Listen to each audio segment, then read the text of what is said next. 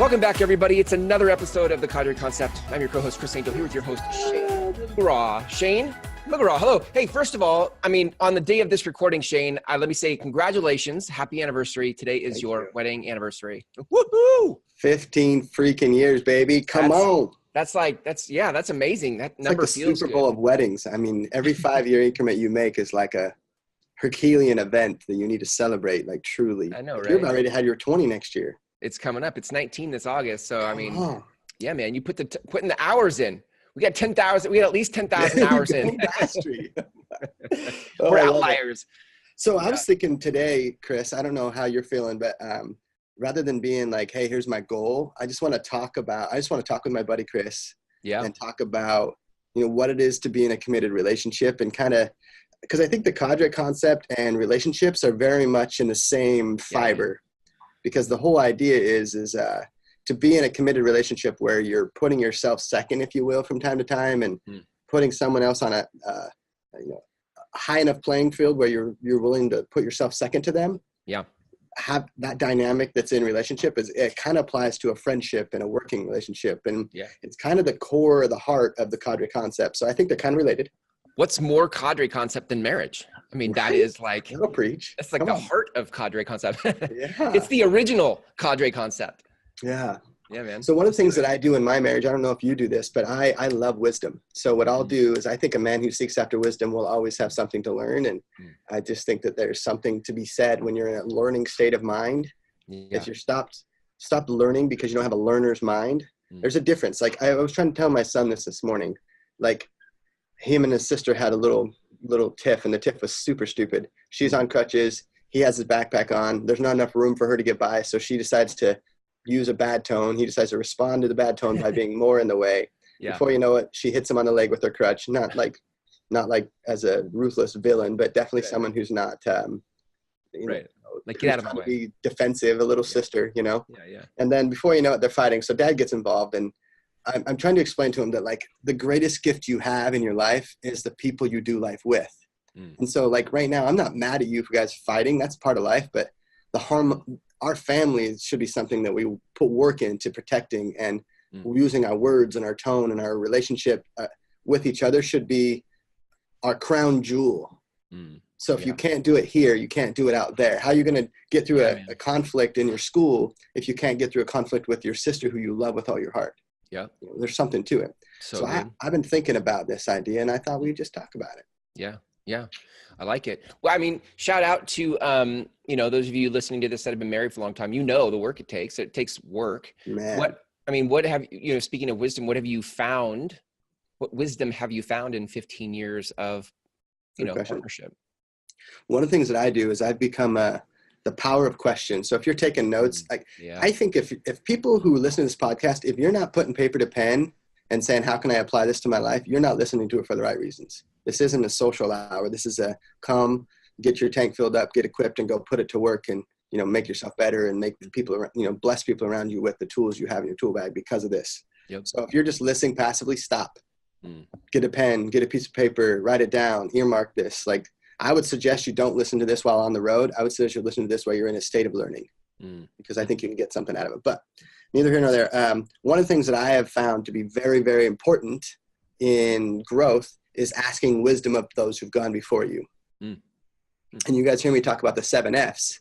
So it's faith, family, finance, friends, fitness, your field, and fun, right? So you got these 7 F's, and each of those F's, you should have a mentor. You should have someone speaking in your life. You should be seeking wise counsel, and you should be going to reading books on them. You should be surrounding yourself with people who have more fun than you and trying to do, hook your wagon to theirs. What I found, much like a trainer, when I want to get in shape, what I do is I know that I want it. So then I go hook my wagon to someone who's going to make me pay them, hold me accountable, going to have a plan for me. And then I'm going to do their plan for a while. And then for a while, I'm going to get up in the morning because they're there. For a while, I'm going to eat what they told me to because they told me to. Yep. For a while, I'm going to kind of depend on their discipline and their wisdom to get there. But then I'm going to start gaining some repetition. I'm going to start healing faster. I'm going to start recognizing when I eat poorly, it affects my gym workout. And before you know it, at some point, I'm going to own my own growth in this track. It's one thing to mentally get it. It's another thing to surrender yourself to a process of making yourself get it so that you can get the reps to make it a part of your day, right? Yep. To be strong enough to handle it. And then once you get there, now you got this thing where your trainer is more your accountability buddy. Yep. And it's not so much that he's teaching you like revolutionary stuff. It's that he's holding you accountable to being consistent and disciplined. Mm-hmm. So in marriage, I think marriage is really similar to that. Really similar to that. I think marriage is like who in your life is speaking into your marriage and rising your plateau into where it becomes your own. Does that make sense? Yeah. Yeah. I mean, you're specifically talking about a mentor or a couple, an older couple, or somebody who's further down the road of marriage, and they get to speak into your life about what works, what doesn't work. Maybe they have a plan, maybe they have a process, they have wisdom to share. Mm-hmm. Yeah. I think it comes in a couple forms. I mean, I think you should always have a foster couple, an older couple that's like, you're their foster kids and you just bring them food and try to do whatever you can to be around them because you get to watch, most is caught, not taught. So when you're around people that are great, you just pick up little mannerisms of like, wow, they've been married for 50 years. He still opens the door every time. Like he doesn't miss that. So he's saying a foundation of his marriage is that his wife always knows that he's going to be chivalrous to her. And she's able to, she may not notice it. She may not affirm it. She may not say it, but when she's talking to her friends, Shane always opens my doors. I mean, Shane, he has always shown me that I'm important to him. Well, that's why she stays. Right. Yeah. So it's little things. So I think you should have a foster couple. And I think you should ask this question. When you're with anybody, you should say, how long have you been married? And if they say anything over what you've been married, you should be like, oh my gosh, that is amazing. I want to get to where you're at. Give me some advice. What have you learned? And you'll find that women give a lot different advices than the men. I think you can read from both sides because you can understand your wife's perspective and vice versa. I always ask old people, how long have you been married? And what advice would you give? And then I'm like, really? And then I want to know more. Yeah, that's so good, man. You ever do that, Chris? I'll say I'm rusty on that, man. And that's I think that's life circumstance. And I don't know that my story is any different than other people's stories. I think we get on in life and then we stop looking for mentors. We stop, I think that's, maybe we start to feel like we've got it figured out, Sure. I'm not saying I have it figured out. I'm just saying, I think that it's easy to start to coast. I guess what I'm doing is I'm pressing into the where people might not get this, or where people might be like, yeah, Shane, I've heard this before, but like, I'm not there right now. Or, like, I just think it's easy for people to coast. Okay. So I think I can speak to that. Remember I was saying there's 7 F's, right? Yeah. If you look at them like a wheel of life, like a tire, and you start at the center and you say that's 0, and then you measure yourself 1 to 10, you'll make yourself a little arc, a little wheel. And then you'll find that there'll be, be like a splattered egg. There'll be some weak spots. Right. Well, what I always tell people, that's not a weak spot. Your other parts are strengths. So what you do is you can stand on the strengths of the rest of the wheel to go fix the other one. So, and there's a season for everything. So maybe for you, Chris, maybe you're like, you know what? Maybe I need to lean into that. Maybe that's something that's on my heart and I want to do more of that. So like, how can I put some small disciplines into my marriage where I could seek this stuff out and have it and strengthen that number, feel better about my position there. Right? If you're being subjective and introspective and asking yourself, like, how am I doing in my marriage? If your marriage is not a 7 or an 8 at all times, you should be trying to make it one. Yeah. Right? Yeah. So you can do little sprints in each area of your life. So I bet, if you, in fact, I got a challenge for you, Chris. I did this a while back and it was super fun. I called it a couples retreat. Oh, right. I remember you posting on Facebook. Super fun. Yeah. And what I did is I asked everybody I can think of, what's good questions that you would ask your spouse that are open-ended that you can just learn more about their DNA. And I went on websites and I looked and I found hundreds of them and I ended up picking about 10 that I really liked. And what I basically did is I asked questions to my wife, like, when you think about Mason, our oldest son, what is in your heart about the rest of his chapter in our house? What do you want to see in him? What are his strengths and what are his weaknesses? What are some areas that you think as a mother that you can see that we as a couple need to work on? Right. And I asked her those kind of questions and oh my gosh, I didn't even realize how powerful they were because my wife talked for like an hour. And if you've been around my wife and around me, I do the talking most of the time and she does the listening. It's just how our relationship works. Yeah. And it was super cool to just see my wife just really be passionate about something. And for me to be in a mindset that I'm genuinely trying to learn something from her and understand her because together we're better than we are individually. Absolutely. And our kid just became a teenager. He's 14 now and he's starting to grow and change. Yeah. We only have 4 years left. Yeah. And so I'm like, man. Carly, you're really good with seeing something in our children. What do you see in them? What's their strengths? How can we foster that? What's one thing you think Mason should be doing? And she's like, I think he should be in music something. So we came home and we're working on getting a piano instructor. That's good, man. I mean, to your point on the mentor thing, it was like your mentor in that moment were people on Facebook who were able to like give you questions to ask. I think sometimes it's just like I said, it's easy to coast. It's easy to feel like it's normal. If you would ask me on a scale 1 to 10, where was my marriage? I'd say I'm at like an 8 or a 9. Like I feel like that's probably the strongest thing in my wheel to like lean on. And right. Like there's always room for growth. And I feel like in some ways it's easy to coast, and like keeping it fresh is a game. It's an art. Like it's a thing, to like press in and figure like those questions be great. We start to have the same questions we ask over and over. And so like to have a new question brings new life, Can you think back, like just introspectively, like, okay, 19 years. Okay. In August, you're going to be 19 years married. Yeah. You remember how old you were when you got married? Do you remember what your goals were? And like, what was your passions? How did you dress? Like, what did you do for fun back then? Like me back then, I was like coming out of my hip hop rap era and I was like getting after it and R&B. And I was like, my favorite thing about romance is listening to some like Maxwell or something. Now I'm like, Maxwell, come on. Like awesome. My music has changed. What my hobbies have changed. Like I'm not even the same man I was. And neither is she. And one would be willing to ask, how often does a couple need to recalibrate? I think, in my opinion, your marriage, just like finances, has a 5-year cycle where every 5 years you got to recommit to being in relationship. So I think you're probably, at a 9 right now, an 8 now, because you've been enough time where you're at your best version of yourself, and then you're gonna have to kind of reinvent that. I'm assuming in the next couple of years, to make sure that you're still a 9. Oh yeah, we're going to be a different guy. Yeah, man, we're definitely in the. It's interesting in the. One of your 7 F's touches the other 7 F's, like I know right now in work, things are like, this is a recalibration in work for me right now. And that has taken a toll, not a cancerous toll, but it's just like, we've had to adjust our roles. Like for most of our marriage, my wife has been a stay-at-home mom. She went back to work like a year and a half ago. That's different, right? And she works from 11 to 8. Right. So she won't see our kids. She'll see our kids for an hour in the morning and she'll come home and see them for an hour and a half at night. And my son, my oldest, is 14. So she's looking at the clock like, man, we got like 4 or 5 years left with him. And she's feeling stuck in work. And like, so there's some like life stuff that has shifted where we're having to recalibrate some of that.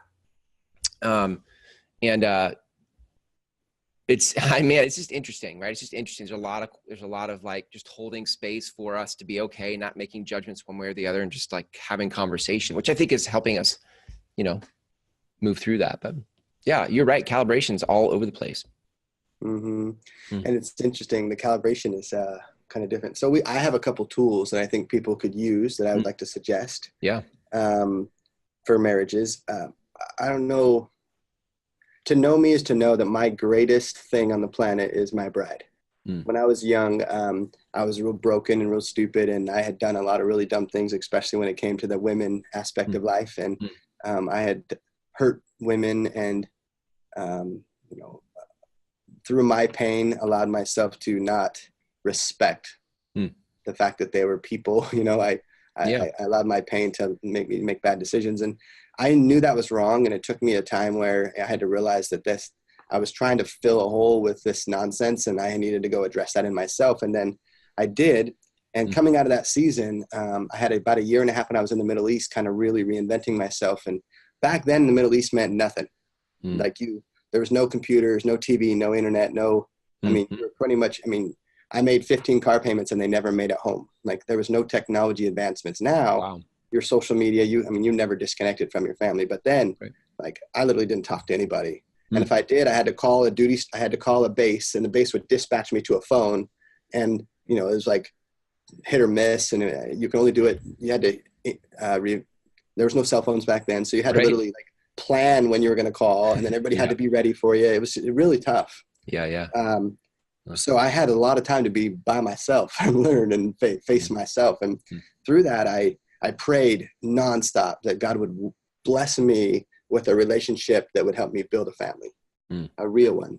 And I wanted to be the man worthy of such a thing. So that was one thing I would ask yourself is, are you worthy of a relationship, whether or not you're in one or not? Are you doing the work in yourself to be someone who can be worthy of that other person's trust and that other person's vulnerability and that other person's love and affection and surrender, all that thing? Like, I think if you want to have a good marriage, you got to start with yourself. Yeah. And then she's got to do the same. So I think that's important. So there's some things you can do to work on those kind of things. I prayed ceasingly for her every day. I had a note card. I'm cheesy. I'm emotional. So I like that. I literally wrote all the attributes that I wanted inside of her on one side, and then all the attributes I wanted her to have on the outside. On the Yeah. I was like, little waist, big butt, curly hair. And then I want kind and generous and nurturing. And I want her to be athletic. And I literally focused on that card for 11 months. And I prayed for it every single day. I'm not kidding. And I met that exact woman. If you met my wife, she's little waist, big butt, as kind as the world is long, curly hair, like a true saint. I don't know that I would have gotten there had I not done the work to be worthy of that. And then obviously now that I look back, I definitely wasn't worthy, but it didn't work. Yeah, I mean, I was the best version of myself then. Right. Yeah. So we created a couple things that I think are practical. So I'd like to suggest that anybody listening to this might read the book, The 5 Love Languages, and have your wife do the same. I think every marriage should do it once a year because, like I said, we change. And there's a love language test that you can take. It's super simple and easy. Yeah. And it's just a way for you to, look at yourself subjectively and go, hey, this is how I receive love. And I don't know if you know how love works, but the way you receive it is usually the way you deliver it. So like, for instance, I'm a physical touch and words of affirmation kind of guy. So if you pat me on my back and look at me in the eye and tell me that you're proud of me, I feel like 10 feet tall and bulletproof. If you buy me a gift and tell me good job, I'm like, thanks. A gift doesn't do it for me. So my wife, her acts of service is her love language. So she'll literally make me dinner and be so proud of it and wait for me to get home. And I'll be like, oh, thanks. That doesn't fill my cup at all. I appreciate it. Right. But that's not how I don't feel loved when she cooks. But for her, she's loving me by taking care of me. That's her love language. So I've learned to be the biggest fan of whatever she makes and to eat it all and to make all my family celebrate mom every dinner because it makes her feel full. And 15 years later, she still likes it. She's still like, thanks. She doesn't need it, but she sure appreciates it. Right. Yeah. So love languages are important. Understanding yours, understanding hers, and understanding how to give her hers and receive yours and being able to talk about that. Like one of the things my wife always says is, Shane, if you want foreplay, clean, take care of your kids, help me out. That's foreplay. Right? I'm like, really? Yeah. That does it for you? That's great. Right? That's so good. So read that. That's a good one. I think you need to date your wife. So I think you should. I've always said a man in today's society, especially, should do this. Should take ownership of dating their wife once a week and take responsibility for every aspect. Childcare, your problem. Where you go, your problem. What you wear, your problem. Picking her up on time, your problem. Bringing home at a certain time, your problem. Everything is yours. And your wife knows that every Thursday, no matter what hell or high water, you're taking her on a date. Or it could be every other Thursday. But it's something that she'll learn to look forward to. And then there's fun ways to do it. You can put dates in a jar and pull one out and do whatever that date is. Like you can go for a walk or do something. You could do 52 weeks. Go on, whatever. You can do a trip jar. You can do like a lottery pick where you get to do whatever she wants. And you listen. She could say, I want to go pick apples. So you're picking apples. Yeah. You know what I mean? Yeah. So that's good. A good thing. And then I have a test that I created. You can find that at the Cadre Concept, but it's a marriage test. It's 10 questions. And it's tactical. So it's like, are these things present in your marriage? And if they are, it's probably a good sign that you're doing well. So how I told you that wheel of life, you can emotionally respond to what you feel like it is. Yeah.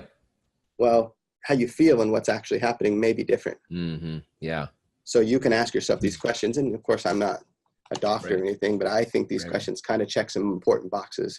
So like some examples is, my partner and I get away alone together 2 weeks per year. That's a pretty big number. Yeah. right? But it 2 also weeks. says you're that important to me. So Right. maybe it's something you do. We intentionally set aside at least 10 minutes every day to be face-to-face with no phones, kids, TV, or distractions. Just listening. We do our personal budget together every month. A lot of my friends, in fact, speaking to this, a lot of my friends, their wives or their husbands are naive. They don't know how things happen. They just choose the path of least resistance. I think if you're going to be truly married, you know what the number one cause of divorce is, Chris? Money. So wouldn't you want to make sure that you address the money and you have a plan for that and it's open conversation, because it might cause you to get divorced? Yeah, right. Yeah. That's good, man. Those questions are at thecadreconcept.com, yeah? Yeah, you can go get them. We have a full 7S test that you can take, and the marriage section is one of them. Yeah. I feel like in this conversation of, somebody coming into this conversation of the Cadre Concept, business people, right? Yeah. Like a lot of times we are so focused on let's grow the business, let's grow the money, let's grow all that stuff. And I think it's easy to forget about the things that are status quo and normal in the background. Like, hey, my marriage is good, we're fine, right? And to not give it the due diligence, or not give it the attention, let me say it this way, not give our partner the attention that is required or necessary to have a spark. I think some of us end up just enduring a relationship rather than enjoying a relationship, like. I think there's seasons when, you're going through the motions, but you got to catch those seasons and realize that that's what's happening. And then someone's got to take responsibility for not letting that get too. Absolutely. And that's the whole point of this conversation. I think, when you talk about 15 years of marriage, 19 years of marriage, we start looking at like, how do you keep it? Not even just, it's not that you need a trophy for how long you've been married, but like if you've been married and miserable for 30 years, then what's the point? But let's be married for 30 years and love every minute. Like that's a different game to play, Well, what would you say the difference is between being miserable and loving it?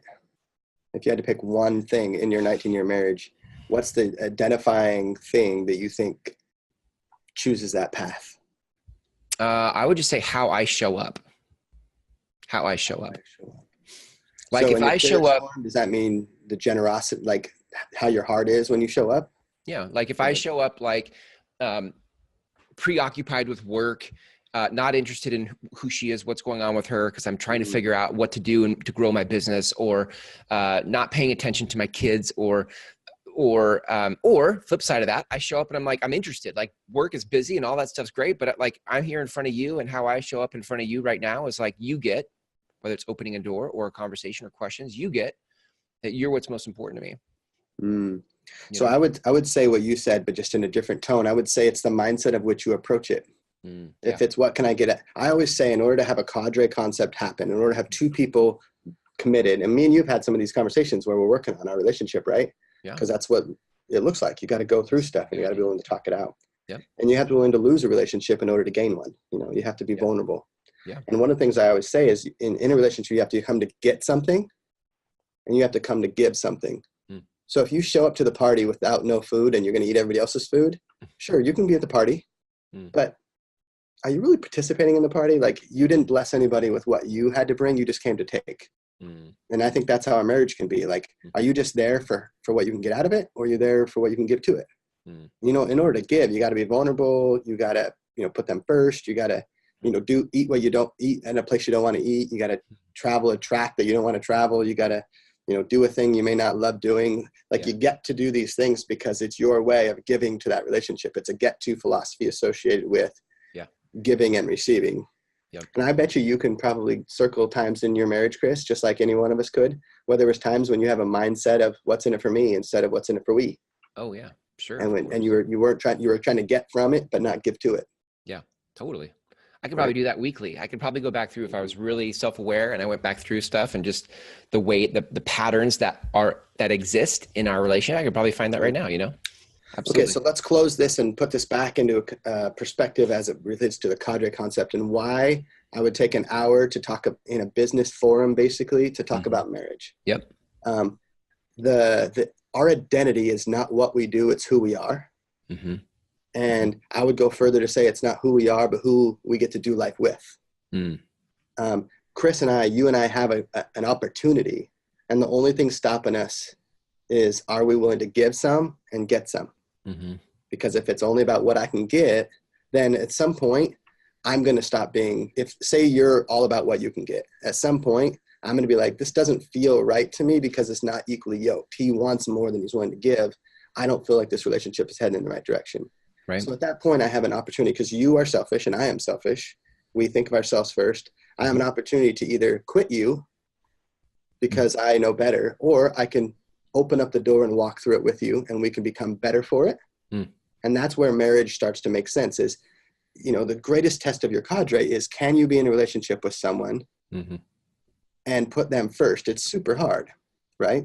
So a couple takeaways is what are one or two things that are disciplines that you can do daily and weekly for your bride to ensure in 15 years she says things like, my husband always fills in the blank.